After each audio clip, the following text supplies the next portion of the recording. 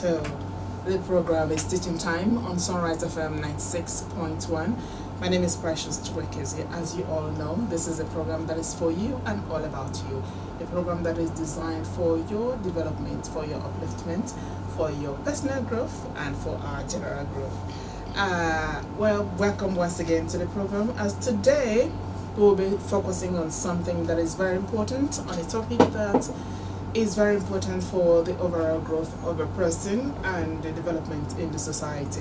We're talking about education reform, transforming learning for the future. We are talking about transformative learning now. So, talking about education, education is very good for your personal fulfillment, for the progress of the society, and even for the overall advancement of humanity. Is actually each and every one of us. It's our fundamental human rights. Is the right of each and every one of us to be educated. So if you have an opportunity to get educated at whatever level, please grab it with your both hands, because it's very important, not just for the society. It starts from you. It's important for you as a person, it's important for your family, it's important for your community, for the overall development of the society.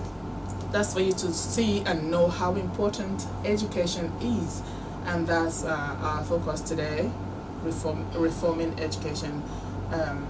What is going to happen, what is going to be in the future when our education system is well reformed compared to what is obtainable at the moment. And to discuss this all-important topic, I have with me Dr. Charles Egumgbe. He is an adjunct lecturer, Faculty of Law, ESUT. Doctor, we're glad to have you here today. My pleasure to be here. Thank you. Okay, can you start by telling us the key challenges in the current education system and what you think needs to be done to reform it for the future? Well, for me, education in Nigeria appears to limit us. And over the years recently, we have seen the challenges facing education, ranging from the primary level, to secondary level, to tertiary institutions. All those actors in these fields calling for reforms. As a matter of fact, most of the teachers, call them lecturers, whatever, with downing tools. In most parts of the year, the schools will be shut down at the level. Demonstrations, protestations, as the case may be, for the reason asking government to intervene. Based on education policy, it does appear that governments ought to have devoted 26% their budget to the funding of education. But what do we have? In some cases, a paltry 6%, 9%, as case may be. Several governments, ranging from federal to the states. And then how can that cope? Until recently, Governor Peter Mba had to assuage the cries of primary school teachers who've been crying and crying, asking that the minimum wage be given to them so that they can at least. We've heard about the living wage. When you talk about minimum living wage compared to what you have today. And when you miss out education at the primary level, I think it's a disaster, because that is the kernel, that is the cross, that is the foundation of education. And such caliber class of people should not be dealt with. And then you have to move into the second institutions. How are schools faring? The infrastructure of those schools, the teachers themselves, the remuneration of these teachers, the dormitories, the books, and so on and so forth. And then these are people who are to take over the running of the country tomorrow. We all pass through the same systems. And then at my age today, where were our teachers in our primary schools? So if they didn't train us and make us formidable, how can we now pass the baton to those who are going to succeed us? So it's the kernel to development of to progress of any nation, and such will not turn with it. So if you go there, do we have boarding facilities today? How do they fare? Do we have qualified teachers? How do they fare? Not only in the Enugu state, what caliber of teachers are you producing? Because if you don't fund education very well, we are going to produce inferior personnel. And the consequential indices is that those products are going to be inferior. And then when you now have to hand the nation over to such quality of people, what do you expect? You have a disaster in return. And that's why all governments of every nation, even from the olden days, from the Greek period up to this moment, you see nations battling to see how they can improve upon the education of everybody. And in order to accommodate so many people, you now have varieties of learning experiments, learning instructions, ranging from the traditional ones that people move away in the morning to those ones, today you now have even what they call e-learning. In Enugu State, which is very also crucial where we also reside, the smart school is coming up. And what's the essence of the smart school? Is now to shift from the traditional education system of textbook work, as the case may be, to something that has now intertwined between science and technology and innovation, which is the current methodology that nations are backing upon today. If you go to America, you talk about Silicon Valley. You go to China, you go to Japan, as the case may be. These kids are no longer moving into the traditional system of education because the world is moving very, very fast.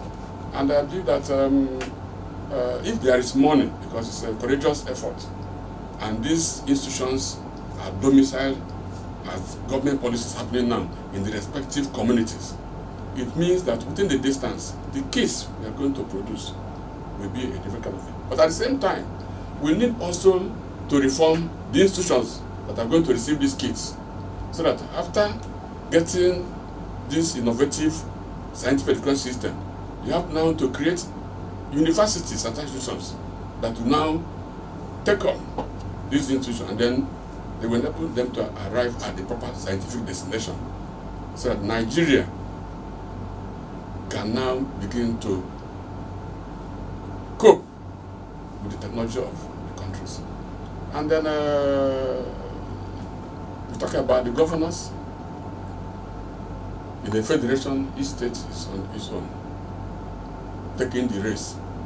And then if Enugu State can now be the first, as the Igbo people, I believe that in the years to come, if it's sustained by subsequent governments, that will begin to show what we are made of. And tomorrow, we can very well say that we are balanced to battle the world at large. That's very correct. With what is happening in education with the current administration now, do you think that the needed reform in education system can be achieved? I think it's a positive, because some of us who were part of government in the past, when the governor was taking his oath of office, I think a particular word he used during his swearing in was going to disrupt the system. And I was asking myself, what kind of disruption is this? So, but I've now discovered that it's a positive one. Yes, taking a different style of governance. Okay. Talking less and then acting more. And I believe that it was well sustained, and what I've seen from what he's doing, he's well prepared to face the know quite that experiment is quite expensive from what I've looked at. But I think I came here when we were reading about the news in terms of openings, engagement of teachers on science bias. Exactly. And I think that these are people who are going to teach in these smart schools. That's my conjecture anyway. And even though that some of these schools, again, their science teachers are lacking in some of these schools. And then, but at the same time, we are not going to abandon those traditional school system, especially in rural areas whereby people are posted in these areas, and because of the environmental inconvenience, they found themselves back in the urban areas. If there could be incentives, some of these teachers. And then trying also to see the possibility of having boarding schools in some of these local government. Probably in a local government rural area, there should be a boarding school, because character formation also has something to do in a boarding facility than these kids running about the streets. Somebody takes off in the morning, probably, and they don't know whether that kid landed in school and so on. Well, the teachers are doing their bit, but the society appears to be very fast for some of these kids. So these teachers will begin now to look at even our curriculum, and our teachers training institutions also begin to change their curriculum in order to cope with the level of speed that science has brought to bear into the education system in the world. We know that there are a whole lot of persons who should actually be involved in terms of helping the students, reforming the education system. Talking about the parents, the community, the teachers, the government, the church, and other stakeholders. But talking about the teachers, you made mention of them when you were talking earlier. What role do you think that these teachers play in driving education reform? I mean, teachers in particular. Crucial roles. Crucial roles. Without the teachers, who are we? What can we do? They take pens, very serious job, molding the human being, the rascals, the good, the bad, and the ugly. For parents, you just have the kids, and then you dress them up for school, especially in Igbo land, where education is the biggest industry that we have. Every family wants a child to move to school. From the nursery, as the case may be, you push the kid, and that teacher is there waiting for that kid. Probably you are not doing anything, you think you just pay some school fees and that's the end of it. But go and watch some of these teachers. They are poorly remunerated. They are poorly paid. I have empathy for them. And we need to encourage them so that they can do their best. And then at the end of the day, without these teachers, I wonder how the society will look like. And that's why overseas, some of these papers overseas, they are well paid because they appreciate the importance of teachers. And then the thought as well, when you arrive, you turn back again to compensate that person who made you the human being that you are. That's right. They are very important, actually. Okay, talking about the teachers, their welfare and remuneration. Apart from that, there is also need for teachers to be trained and retrained, especially with the changing situation in the education sector and in the society as a whole. Talking about technology, how do you think technology can be integrated into education reform into education reform effort to enhance learning outcomes? Well, it's just our challenges in trying to practicalize what is in our curriculum. You recall a few years back, there was this introduction of 6334 system of education. Yeah. And the intent was probably a 12-year program whereby the students at the later part of living school will be able to be exposed to technology, science, as the case may be. But at the end of the day, what is happening to them? the implementation has been our problem, not even the policies. And the institutions, you have tertiary institutions being established left, right, and center. What are their programs? What are their would-be products in the society? That has been some of these challenges. And you churn out and churn out. Everybody's waiting for government. No consequential openings for some of these people to be engaged. In most of these institutions, they lack equipment. They lack science equipment. You go to the laboratories, what are you going to see there? Even in the area of technology, what equipment do you have there? And an example would have been an advanced GTC, where you have tools that people can prepare. And then fabrication and the case maybe. But today, what do you have? If you want to have a good bricklayers, you start looking for Cameroon, start looking for neighboring countries, Cotonou as the case may be, plumbers and the rest of it. When some of these essential could be products of our secondary school, based on that education system that we have. But we practice it, we implement it. But to believe that maybe God might intervene in the heart of a leader who can now bend down to begin to look at these essential rudiments of education. And at the same time, you provide necessary infrastructure, which is also very costly. If you are coming to the classes to teach, you don't have where to sit down, you don't have any technological equipment for you to demonstrate what you are trained to pass on to the younger ones. What are you going to do? Then you now go theoretical, which is the basic system that you want to change. So I believe it's going to be a lot of job for people to do. And then those professing these institutions, because you see at the different levels, you have different assignments. Yeah. For the head teacher, as the case may be, you put your foot down. But because of hardship, that's where I support the total enhancement of living conditions of workers, generally speaking, so that people can concentrate in their assigned responsibilities.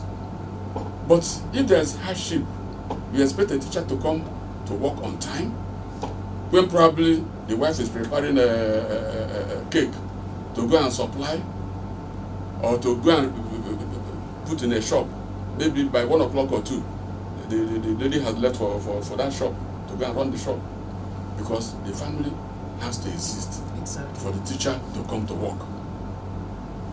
It's interwoven. So if the concerns are fine, people can now concentrate fully to their responsibilities. Even in tertiary institutions, when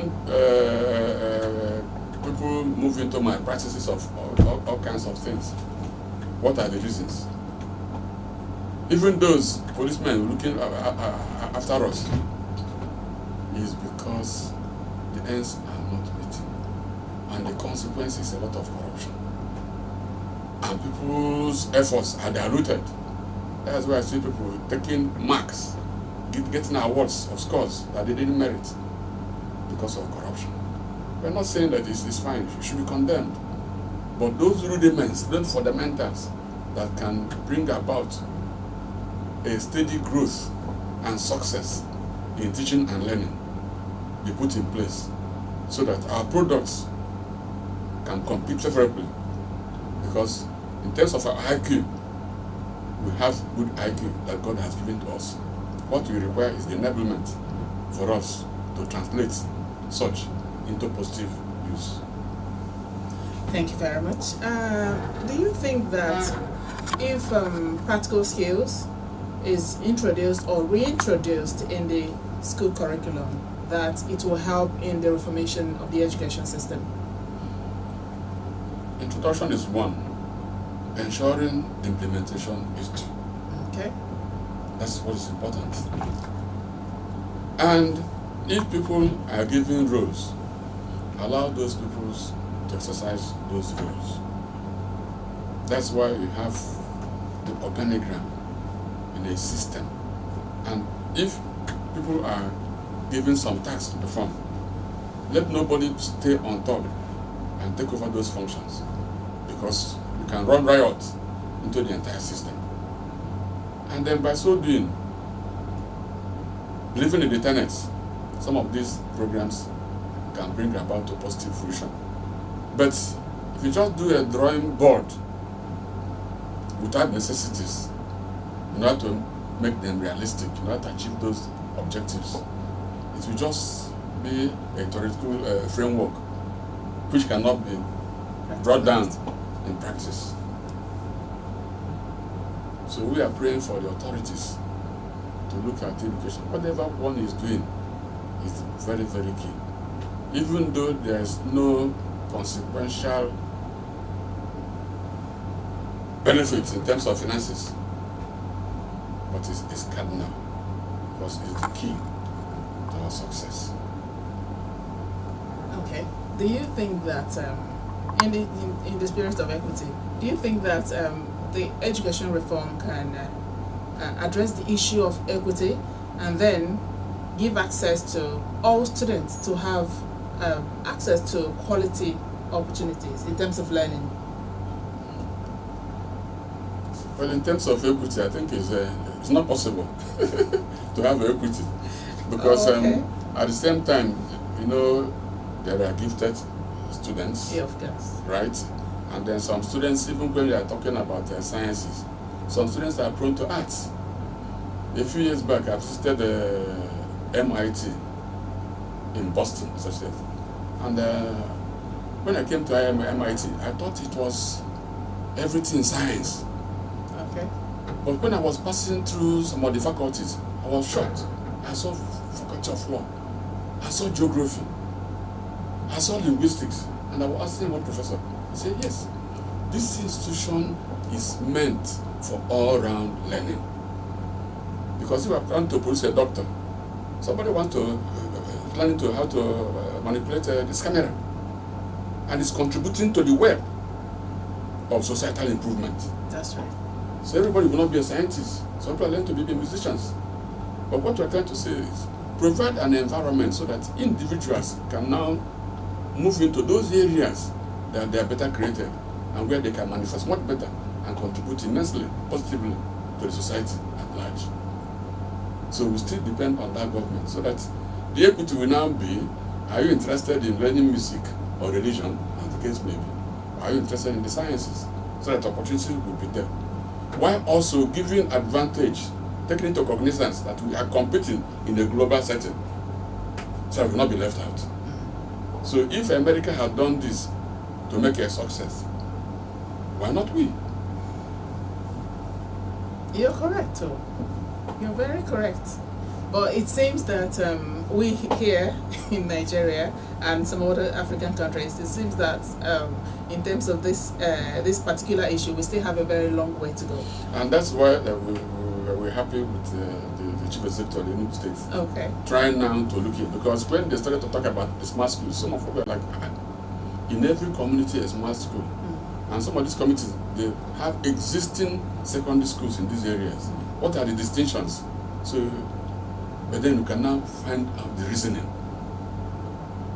So the opportunity will now be for everybody. And because some of these areas may not be the traditional learning methodology in some of these smart schools, you can now be here and also be having learning instructions in some of these smart institutions. Taking a cue of what's happening outside and looking forward to maybe in the next 10 or 20 years, this is what I'm trying to make Enugu pupils look like maybe in 20 years. These are the areas where we can now begin to export talents all over the world, who can now begin to take over the world society compared to some other parts of Nigeria where we are in competition. And then the difference will begin to come in from there. After when we talk about this valorization and money coming from outsiders, you see the indices, quite a sum of money from our young people occupying various positions outside. So if you can deliberately begin now to sow those seeds, growing these human beings in science and technology and AI, which is thriving now, you can see how some of these kids can go. So we recommend other states of Nigeria to also look into it, yes, because we can't grow alone. If a process is good, It should be which replicated can be in other copied. Yes, there's no yeah. problem copying it. It's a good one, really, it is. Apart from what the government and the teachers are doing or should do in terms of reforming the education system, is there any way you think that parents and other stakeholders can be engaged in the process of reforming education? Yes, I think if parents are better organized, that's why some of these institutions, they have Parents Teachers Association. I was privileged to have been PTA chairman and HRC for 6 years. And from there, I discovered the way Catholic Education Board runs its education affairs. I discovered that within the period, HRC was hitting ground, if not one of the best secondary schools in Nigeria. Oh yes, for the girl child. So, and as PTA chairman, we did a lot. We built a laboratory. We built, initially there were pit toilets, and during the meetings, we complained of infection as the case may be. So we had now to do 109 water system toilets in Chelsea. Amazing. And parents contributed all these monies. So if you have a good PTA and they're listening parents and they see what you are doing, because every parent would like the child to perform well. And if you create the conditions, they will contribute to the run of the school by making sure that certain infrastructure which the school cannot provide based on these resources, that the parents can make all this provision. And then they ensure also that they allow the institution to use the other side to discipline the kids, because discipline, I can tell you, has collapsed immensely in our schools, and something must be done. Something needs to be done to because ensure that that discipline is there. Otherwise, you see, teachers have lost control of these students. They can't do another thing. A few years back, something happened at Federal Government College, and the report was made, and then the principal was saying, please don't invite the police. If you invite the police to this institution, it will be worse. So these people are terrible. They will scatter this institution. So parents must step in. And because of the challenges of existence for parents, they no longer have time. Some will leave in the morning and come back very late. They don't know what the kids are doing. So it's only the teacher that sees that kid during the daytime, as the case may be. Even in tertiary institutions, these kids are sent to these lecturers or teachers to control what of the background. So we need this enabling, but not only ensuring that they are happy, they are remunerated very well, but also that parents, students are also disciplined. Okay. In 1 minute before we go, how do you envision the future of education, considering what is on ground now and what some state governors are doing already about education? We hope for the best. Okay. We are asking the federal government, each time we want to tune in the radio, the lecturers are still hanging about. And those periods lost in learning, you can't recover it. And if we don't make them to be happy, what do you think they are going to export as our product to Nigerian society? So we need more attention to education. I know it's challenging, has no profit in terms of cash, but the profit in terms of molding a better person for tomorrow can be unquantifiable. Okay. Before we go, what message do you have for the parents? Well, hopefully, Nigeria will be better. Let's not abandon our kids. Continue to fight on, no matter the challenges. We believe in the end, your kids will make you happy. That's very correct. That's very correct. And we are hopeful that it will come out or turn out better at the end of the day. And we appreciate you so much for coming for today's edition of It's Teaching Time, as we talked about the reformation of education system, especially in Nigeria, and coming down here to Enugu State. Thank you for being here. My pleasure once more. It's been a while. Yes. So our guest on today's edition of the program has been Dr. Charles Egumgbe. He is an adjunct lecturer, Faculty of Law, ESUT. He has said it all. There is need for each and every one of us to come together if we want to reform education and make it better and be better. And we are building it not just for this generation, but for generations to come. So that tomorrow they will remember, oh, our fathers, our mothers, they did this and did that, and that brought us to this point. So it needs the effort of the students, the pupils, the teachers, the parents, the government and other stakeholders to make this happen. There is need to reform the education system.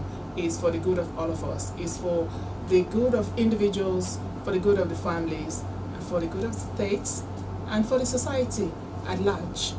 So if we do this, it will go a long way. And if we want to do this, we need to start now, because it's teaching time saves 9. And that's it on today's edition of the program. It's Teaching Time, coming to you from Sunrise FM 96.1. We appreciate you so much for being here. My name is Precious Chukwuekezie. Don't forget that your life is precious.